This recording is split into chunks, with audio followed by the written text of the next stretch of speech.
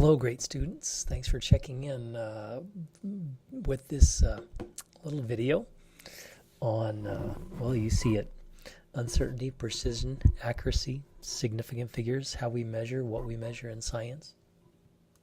Yeah.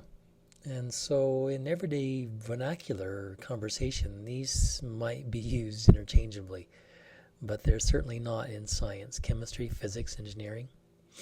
Here's a definition of precision. Precision can be said to be a measure of how closely a set of data agrees with each other or how closely clustered they are. For example, if I took, oh my goodness, how many is this? 4, 5, 7, 8, 9, 10, 11, 12. If I took a certain number of data points and they're all very close to each other in value, I say they're precise. But if I take this another set of data and it falls, quite a bit farther apart relative to, say, perhaps the previous one, then I will say these are less precise. Take that versus accuracy. Accuracy can be considered to be how closely the average of your measurements fall in relation to the true answer. Whatever the true answer is, you may not know what the true answer is while you're taking the data.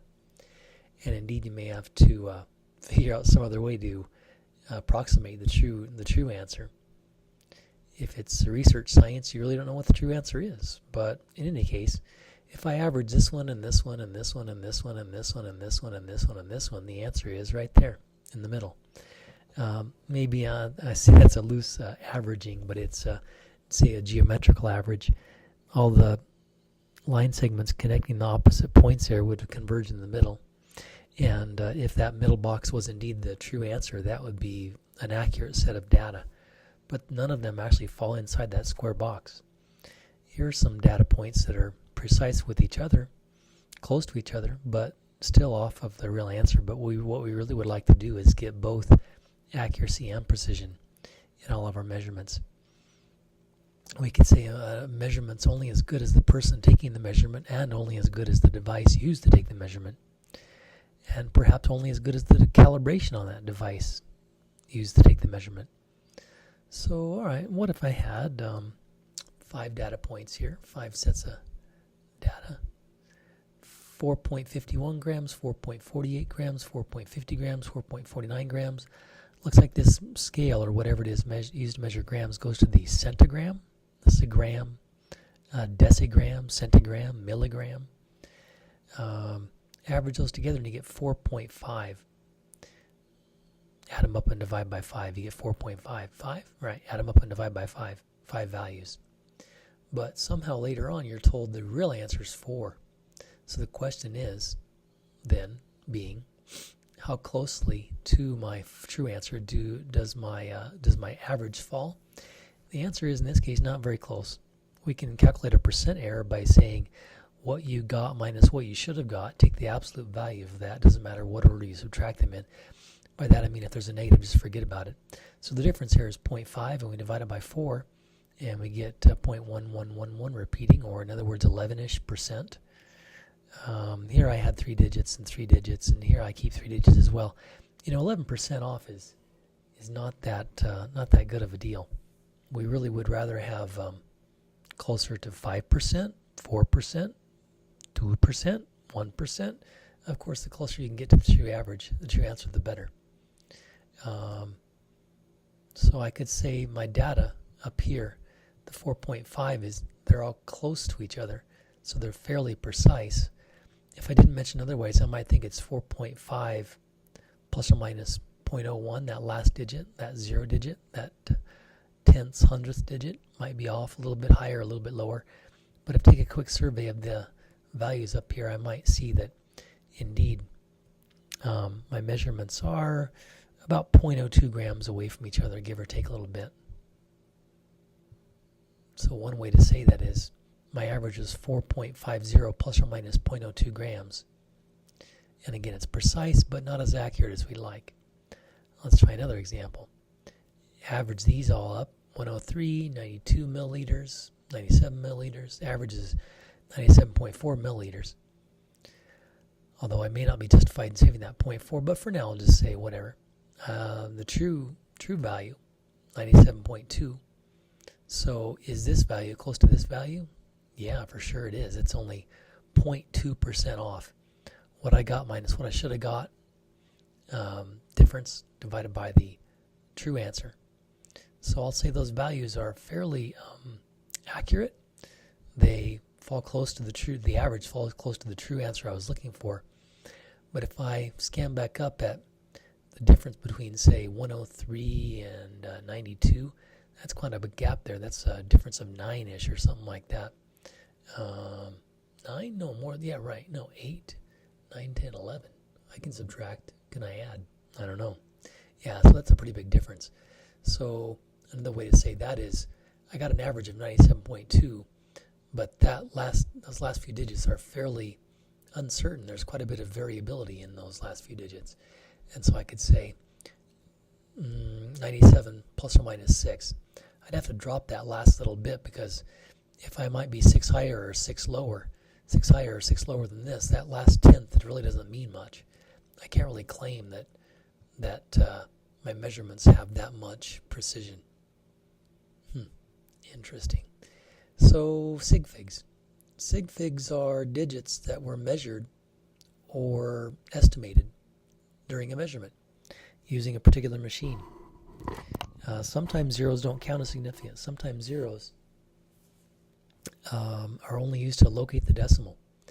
And so for some really big numbers or really small numbers, the zeros in back of a really big number with no mention of the decimal and zeros in front of a small number with no mention of the decimal aren't significant. They don't really count. They don't really add to precision in a way.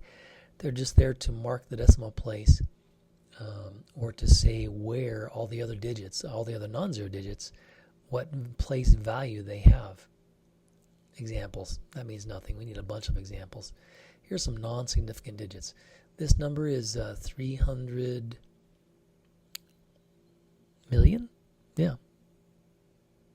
Thousands, millions, 300 million. That's the speed of light. But if I don't mention those zeros were measured or estimated, only that 3 counts as significant. There's a 3 in the 100 millionth place, and that's 7. With the zeros in back, no mention of the decimal. Whoever wrote that was either being sloppy or lazy or ignorant and didn't say how many of those zeros they measured, if any. But we know they measured the 7 or estimated it, but I don't know anything about the other zeros. So, 1 sig fig, 1 sig fig. This one has 4 sig figs, 4 non-zero. The non-zero digits are always significant. But again, the zeros in back of a big number may not be significant if you're not mentioning them. On purpose, perhaps. Out of ignorance or laziness, perhaps. Oh my goodness, 6, 1, 2. Those 3 are significant. Put all those zeros in back of it without the mention of the decimal. So I didn't really write a decimal here on purpose to say here I only have the 6, the 1, the 2. That's 3 sig figs. And also in front of a small number, 0.0005 only has 1 sig fig. 0.001247 has 4 sig figs. This zero is not significant either.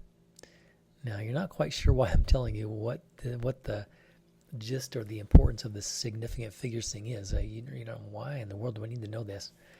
Because there are some rules during calculations that we'll need to employ, commonly accepted rules that I want to show you. Here's some significant zeros. Zeros in between 2 non-zero digits are always significant, or if I mention the decimal, then they do count as significant. So 1, 2, 3 significant digits. 1, 2, 3, 4 significance. I measured it, I measured it, I measured it, and I measured it or estimated it. I measured it, I measured it, I measured it or estimated it. So I measure all the digits, and the last one I might estimate a little bit if I have some kind of device that's an analog scale or perhaps not as sensitive as I'd like. I know that last digit may be off a little bit from the true value, but that means I measured or estimated it, and that comes out to 7 digits. Oh my goodness. This is the value of a mole, and we haven't studied what a mole is yet, but look at all those sig figs. Crazy. If I mention the decimal, if I say there's a decimal there, automatically I'm saying I measured it, or estimated it, and I'm allowed to mention it as a significant digit. by putting zeros on the end here. I'm saying I measured it, I measured it, I measured it, I measured it, or estimated it, and that's 4 sig figs. Micrometers, measured it, measured it, measured it, measured it, measured it, measured it, measured it, or estimated it, and therefore those all count as significant. So, significant zeros, actually measured. A couple more examples. So these are not significant, but this one is significant by sticking it on the end there. I'm saying I measured it, I measured it, I measured it, or estimated it. Insignificant, but I measured it, and I measured it, and I measured it, and I measured it. 4 sig figs. Alright, so why do we care? In multiplication, there's a rule that says your answer should only have as many sig figs as the least number of sig figs as the things that you worked with, the factors that you worked with. So if I was measuring the volume by length times width times height, but one of my measurements only had a 3 centimeters, and that 3 only has 1 sig fig, then I'm supposed to round my answer to only 1 sig fig. So even though my answer, 5.1 times 4.72 times 3 centimeters is 72.216 centimeter cubed, I only am supposed to report that to the first significant digit. And those others, I'm not so quite sure about those.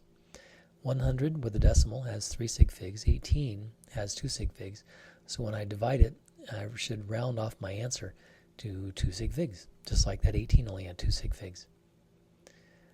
Let's see, this has only 2 sig figs, because if I didn't mention that 0, it's not significant. But over here I have 3 sig figs, but if this only has 2 sig figs, when I find my answer on the calculator, I'm supposed to round it to only 2 sig figs.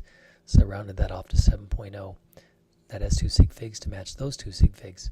By the way, 1 milliliter is defined as 1 cubic centimeter. Another example.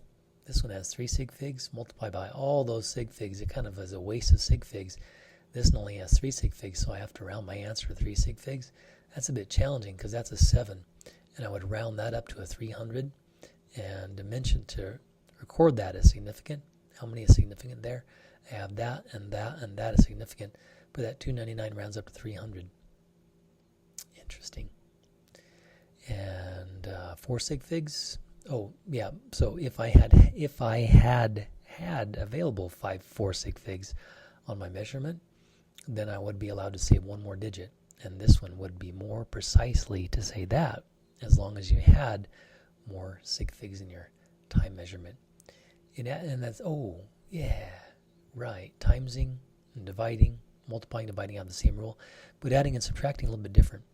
Adding and subtracting, you're only allowed to keep as many sig figs as the least precise value of the factors you're working with. So if I were to add up these things here, I get this answer. But I must round it to the least precise of my factors. This one only goes to the 10th, so I've got to round this one to the 10th as well. And I tried to emphasize that right here, to the 10th, to the 10th, to the 10th. So in adding and subtracting, you may actually lose and gain sig figs, which is kind of an odd thing. In multiplying and dividing, you don't lose or gain sig figs. This one only goes to the 2,000s place, so I must round this, 2 in the thousands place, so I must round this to the thousands place. And that rounds like that. Yeah, right. Or, check this one out, if I only had 6 to the 100th place. Oh, wait a second. Oh, I made a mistake. Did I? No, yeah. Hang on a second.